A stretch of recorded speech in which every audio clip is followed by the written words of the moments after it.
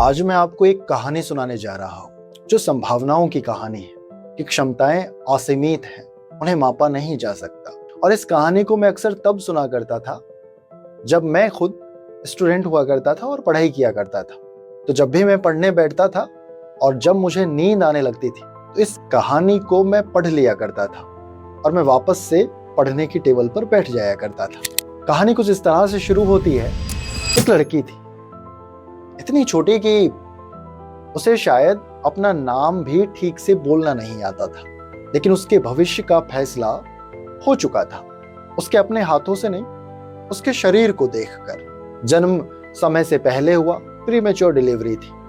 वजन करीब 4.5 पाउंड, फिर फ्यूमोनिया, स्कारलेट फीवर और फिर पोलियो ने उसके बाएं पैर को इतना कमजोर कर दिया कि चलने के लिए ब्रेस की जरूरत पड़ने लगी।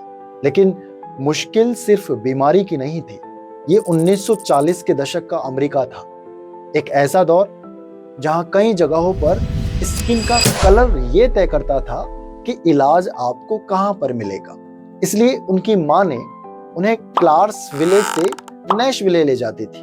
बार बार इलाज होता, घर लौटते, मैसेज और एक्सरसाइजेज, फिर अगला दिन, फिर वही सफर। उस समय विल्मा रुडोल्फ किसी ओलंपिक रेस की तैयारी नहीं कर रही थी। वो सिर्फ इतना सीख रही थी कि एक पैर दूसरे के आगे कैसे रखा जाता है।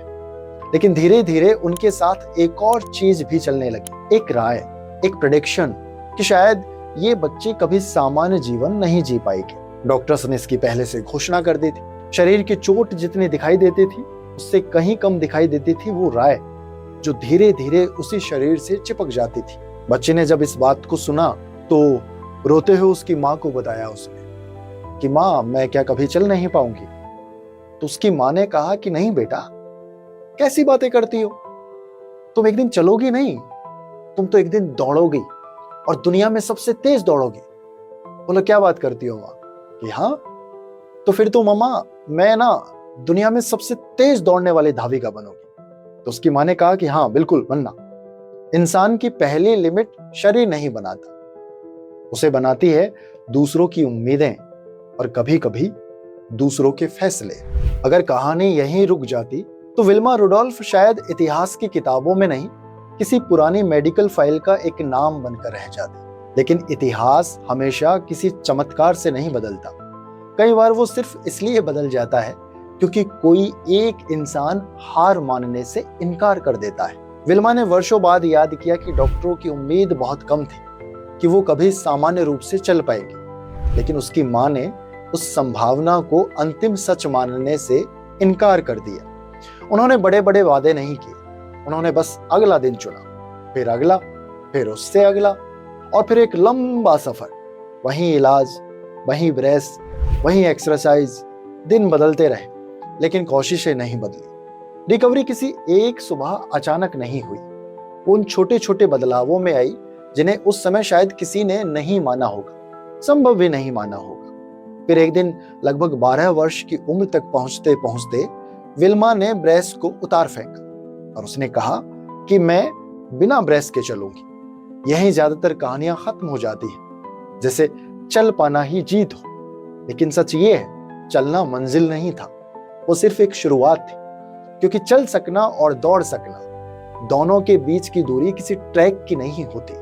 वो डर, धैर्य, अभ्यास और विश्वास से होकर गुजरती है। दुनिया अक्सर इन दोनों को एक जैसा समझ लेती है, लेकिन शरीर कभी नहीं। चलना सीख लेने के बाद विल्मा ने दौड़ना शुरू नहीं किया, उन्होंने पहले खेलना शुरू किया। बर्ट हाई स्कूल में बास्केटबॉल उनका पसंदीदा खेल हुआ करता था। कोर्ट पर उनकी सबसे बड़ी ताकत उनकी स्पीड थी।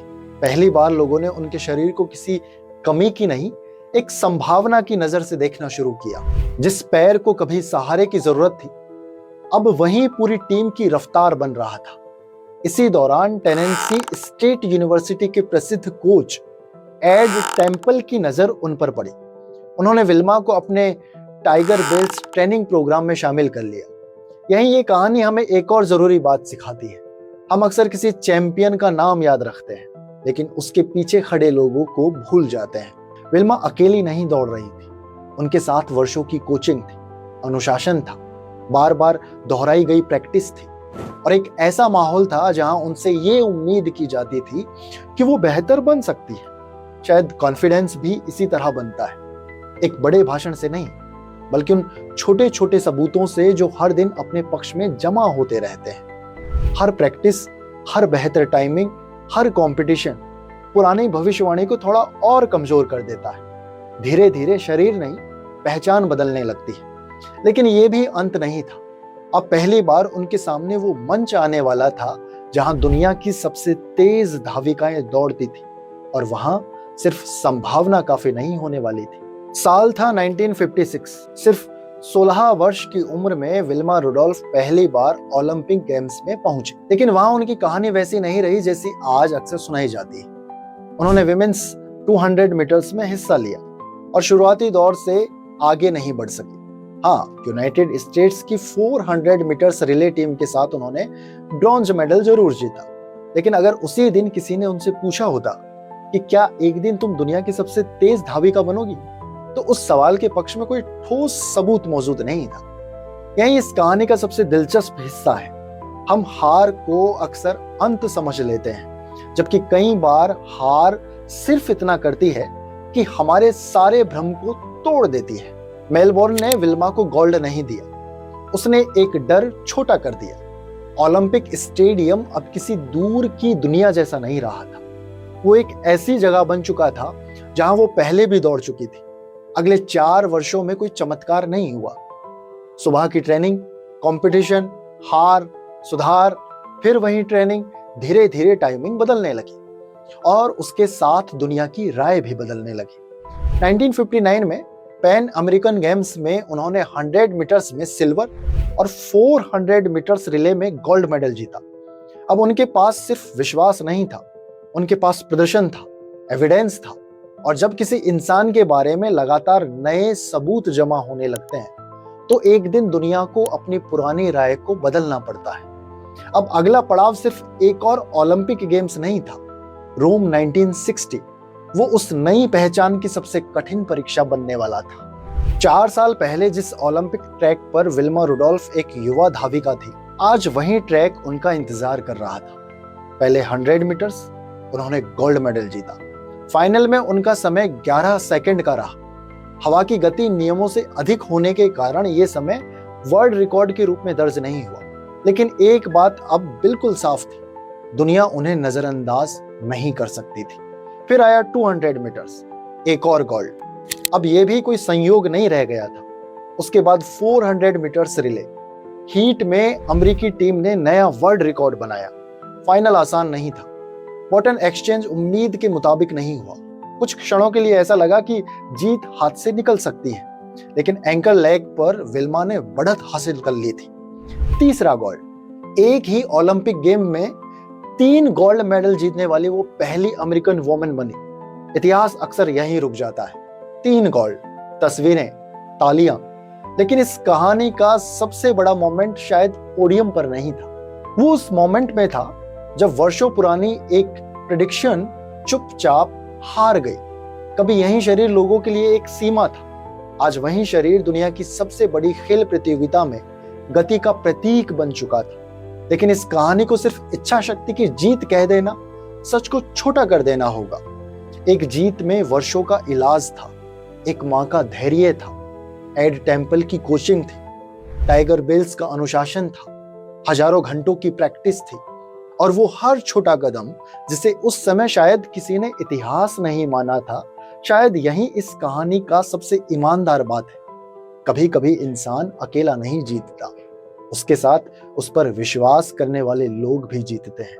लेकिन रोम ने विल्मा रुडोल्फ को सिर्फ चैंपियन नहीं बनाया, उसने उन्हें एक प्रतीक बना दिया। रोम के बाद विल्मा रुडोल्फ का जीवन बदल चुका था, लेकिन सबसे बड़ा बदलाव उनके शरीर में नहीं आया था, वो लोगों की नजरों में आया था। अखबार उन्हें द ब्लैक गैजेल कहने लगा। दुनिया उन्हें the fastest women in the world के नाम से पहचानने लगी। अब हर रेस से पहले एक उम्मीद उनका इंतजार करती थी। हर जीत के बाद एक नई तुलना, और हर हार एक खबर बन सकती थी। यही सफलता का एक ऐसा पक्ष दिखाई देता है जिसके बारे में बहुत कम बातें होती हैं। किसी मुकाम तक पहुंचना मुश्किल होता है, लेकिन कई बार उस मुकाम पर हमेशा बने रहना उससे भी मुश्किल हो जाता है। धीरे धीरे लोग विल्मा रुडोल्फ को अलग अलग नजरों से देखने लगे। किसी के लिए वो अमेरिकन की जीत थी, किसी के लिए ब्लैक एक्सीलेंस की जीत थी, किसी के लिए महिलाओं की क्षमता का प्रमाण पत्र था।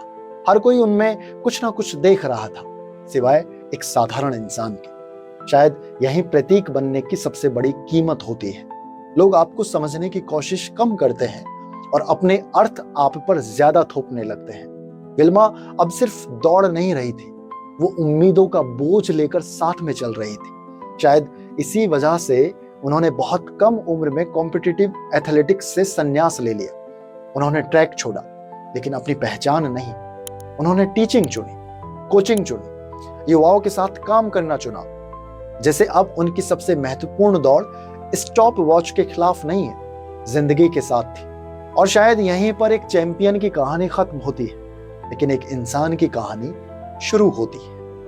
ओलंपिक गेम्स खत्म हो चुके थे, मेडल्स अलमारी में रखे जा सकते थे, लेकिन समाज की दीवारें अब भी वहीं पर खड़ी हुई थी। जब विल्मा रुडोल्फ अपने होम टाउन क्लार्क्सविले लौटी तो उनके सम्मान में पैरेड और बैंकेट की तैयारी हुई। लेकिन उस समय अमेरिका में नस्लीय भेदभाव अब भी जीवन का हिस्सा था। ऐतिहासिक विवरणों के अनुसार विल्मा ने अलग अलग लोगों के लिए अलग अलग सम्मान समारोह स्वीकार करने से इनकार कर दिया, क्योंकि अलग अलग समुदाय के लोग अलग अलग हिस्सों में उनका सम्मान करना चाहते थे। बाद में उनका स्वागत एक इंटीग्रेटेड कार्यक्रम के रूप में हुआ, जिसे क्लार्क्सविले के शुरुआती बड़े इंटररेशियल पब्लिक इवेंट्स में गिना जाता है।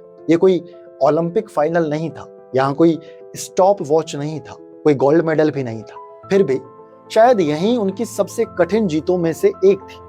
ट्रैक पर उन्होंने अपनी गति साबित की थी, जहां उन्होंने साबित किया कि सम्मान बराबरी के बिना अधूरा है।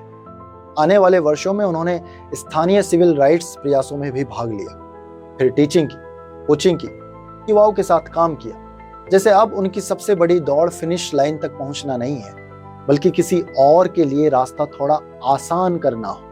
और यहीं विल्मा रुडोल्फ की कहानी अपनी कहानी से बड़ी हो जाती है। अगर हम सिर्फ इसे एक प्रेरणादायक जीवनी मान लें, तो शायद इसका सबसे महत्वपूर्ण अर्थ खो देंगे। उनका जीवन ये नहीं कहता कि शरीर की सीमाएं होती ही नहीं, वो ये भी नहीं कहता कि सिर्फ विश्वास से सब कुछ बदला जा सकता है। सच शायद इन दोनों के बीच कहीं है। शरीर की अपनी सीमाएं होती है, समाज अपनी सीमाएं बना देता है, लेकिन इंसान के पास हमेशा एक तीसरी जगह बची रहती है, जहां वो ये तय करता है कि दूसरों द्वारा लिखी गई पहली राय को अपनी आखिरी पहचान बनने देगा या नहीं बनने देगा। शायद विल्मा रुडोल्फ की सबसे बड़ी जीत 3 गोल्ड मेडल्स नहीं थी। उनकी सबसे बड़ी जीत ये थी कि एक समय दुनिया उनके शरीर को देखकर उनका भविष्य लिख रही थी। कुछ वर्षों बाद वही दुनिया उन्हें देखकर अपनी सीमाओं पर सवाल उठाने लगी। और शायद यही किसी भी महान जीवन की सबसे बड़ी पहचान होती है। वो हमें अपने बारे में सोचने पर मजबूर कर देता है। इसलिए आज सबसे बड़ा सवाल ये नहीं है कि विल्मा रुडोल्फ कितनी तेज दौड़ सकती थी। सबसे बड़ा सवाल शायद ये है, हम अपने बारे में कौन सी ऐसी बात आज भी सच मानकर जी रहे हैं जिसे हमने कभी परखा ही नहीं।